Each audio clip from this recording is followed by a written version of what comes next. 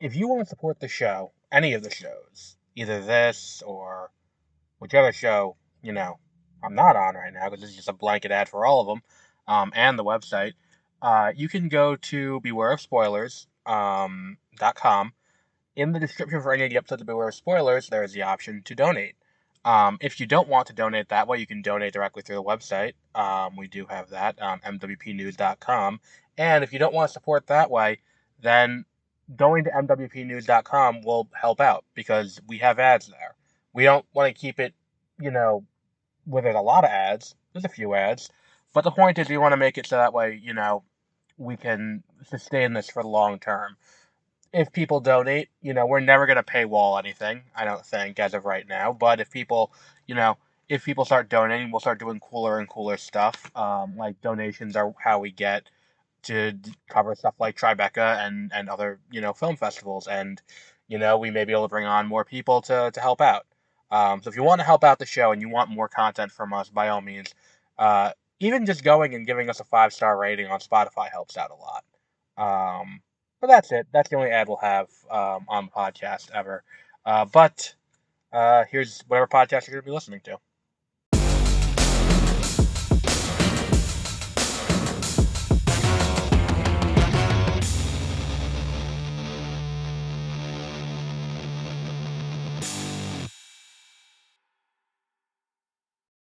Good morning and welcome to Beware of Spoilers. I am Adam. And usually I do this immediately after watching the movie, not the next morning, but you had a technical glitch yesterday, which led to some not quite fun, cursing in the car.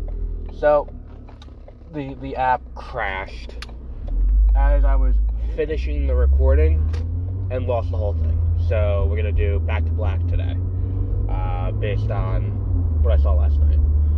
And I think the issue is with this, when we talk about trends from the 2010s, we talk about a lot about the expanded universe. The everything needs a universe. We need a universe of superheroes. We need a universe of Star Wars. We need a Star Trek universe. We're going to take these franchises and blow them out in a way so that way we can just continually do stuff in them. And it's one of those things where it's like, this has even gone into television. If you watch a television show now, the show usually ends, if it has a planned ending, in such a way that it can be picked up down the line in a future revival. And the point of this is so that way they can, just continue the show years down the line, bank on the nostalgia and do it that way. And the trend that is really more, let's distill and package nostalgia. Let's sell you what you like, what we know you like, and put that into, and put that on screen. And that's how we carry over into now, where it's like, yeah, the comic book movie is kind of faltering in a way. I don't think this is going to be a permanent thing. I think we will get to a point where the comic book movie restores itself. Because the thing is, we just had a few high-profile. We're not going to get into that here. It's just revisionist history is what it is. And the idea that what's going for here? What was it? The other thing that came from this is the music biopic, which really hit its stride in the mid-2010s. I mean, there were earlier ones, like Crazy Heart, there's Walk the Line, the music biopic is nothing new. It's not a new movie, it's just we've perfected the formula now, to an extent, or so we thought. And that's where we are with Back to Black, which is, we're going to take the story of Amy Winehouse and do a similar thing and hope for the best.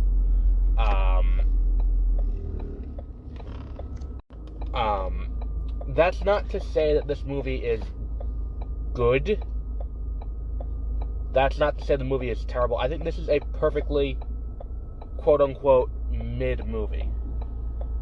This is a movie that is just perfectly average. It doesn't aspire to anything greater. There's no point where you're watching it and you're like, oh, that's a cool directorial flair, that's a cool, it feels formulaic in just about every conceivable way. It feels like it is designed to, I don't want to say sell a product because that feels dismissive because what the subject matter is. It feels like someone who is coming out of film school and seeing all the things that other directors are doing and trying to put as much of that into one movie at once. Like, if they told me that this movie was written and directed by AI, I would not have been shocked because of how it'd be a good AI, don't get me wrong. This is not like a shitty AI that would have done this. This would have been a very good AI. Because it puts things in the right spot, but I don't think enough of them land. Because it's like when we talked about Marlowe last year, which was the Liam Neeson Marlowe movie. We talked about how it's trying to play into the tropes of film noir. And we've seen movies do this recently, and do it successfully. Nightmare Alley, and then what was the other big one that came out fairly recently? The Batman. Sorry, we have a convoy of fire trucks. What the fuck is going on? Hopefully it's nothing bad. But what I'm it tries to lead into these tropes, and it tries to lead into these things that are identifiable for the genre, but because there's apparently a fundamental lack of understanding of what it is that actually makes that, make that work as a movie,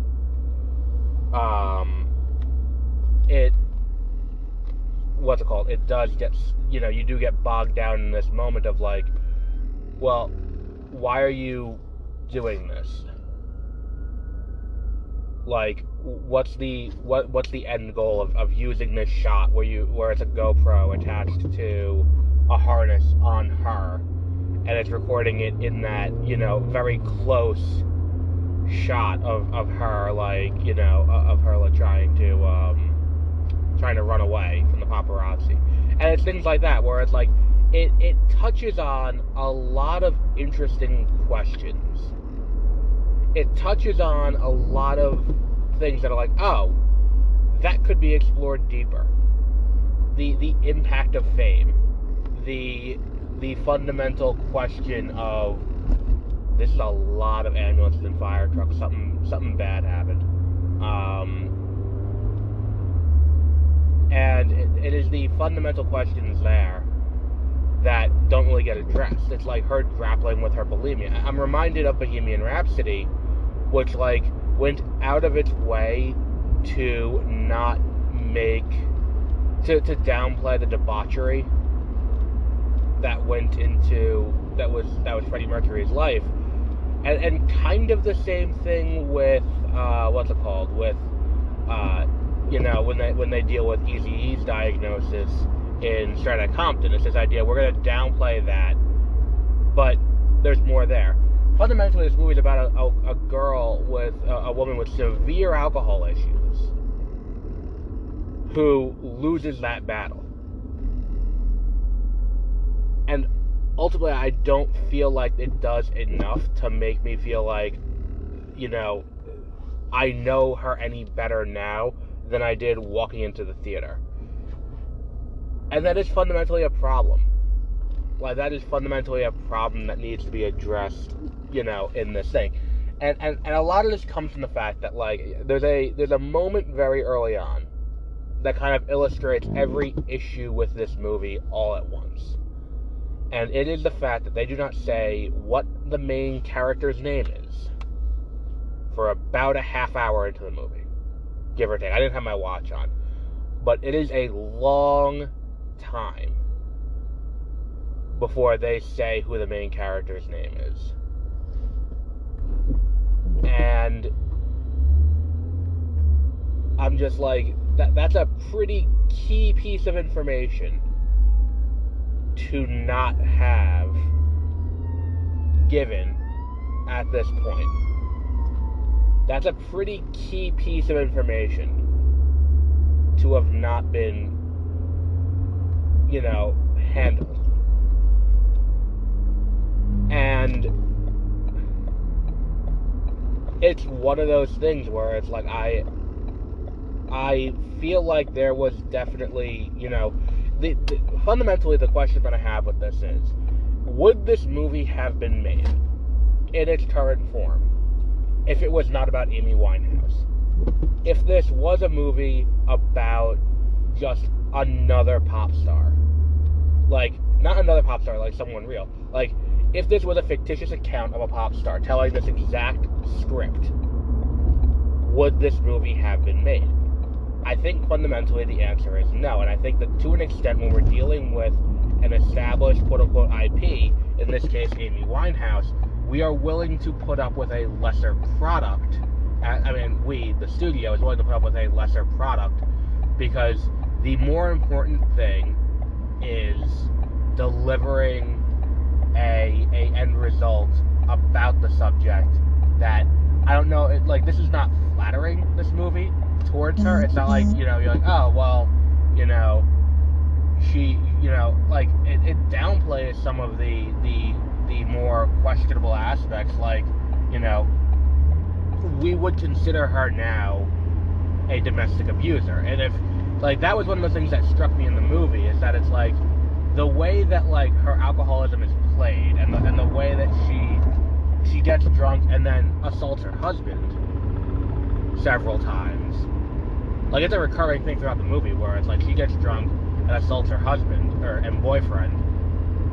And it's like, if this was a movie about I thought about Star is Born, where in A Star is Born, I haven't seen the 1970 whatever one with Barbra Streisand.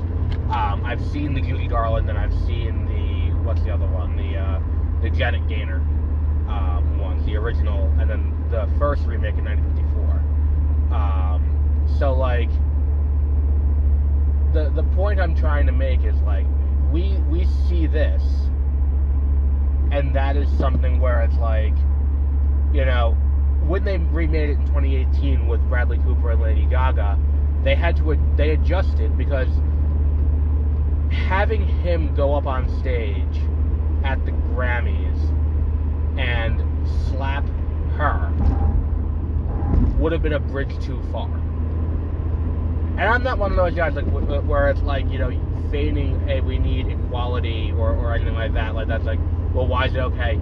But here's the thing, is that it's like, in this movie, they are minimizing domestic abuse. They are, the abuse that she levies on her husband is minimized in this movie.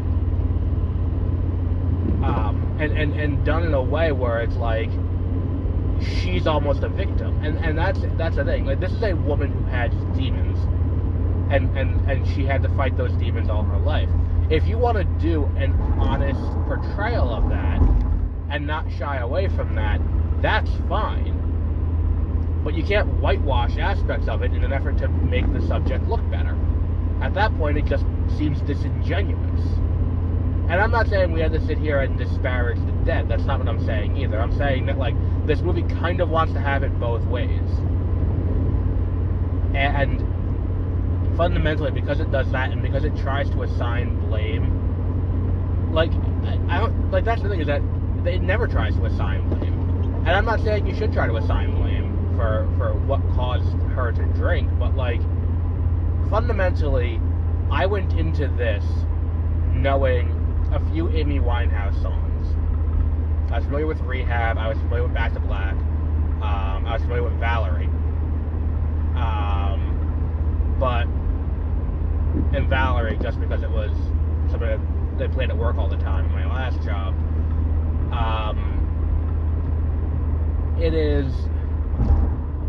I knew that she had died of an overdose, and I guess that like it was alcohol poisoning, not an overdose, which I guess, you know, same thing. But at the end of the day, it's like it's one of those things where like I went into this knowing next to nothing about her life or anything like that, and this movie did not clarify anything for me. And again, we've talked about this before with biopics. You should not use a biopic as a teaching tool, because a biopic is inherently going to be biased. It's be biased by the rights holders to whoever it's about. It's to be biased to whoever is the, you know, what's it called? Whoever is, you know, making the movie, whoever's putting money up for the movie, whoever's writing the script and how they feel about the character, whoever's directing the movie and how they feel about the subject, not character, the subject. But these are all things that are fundamentally questioned, that you need to look for. It's a part of reading for bias, which is something that, you know, as part of the ongoing lack of nuance in discussion and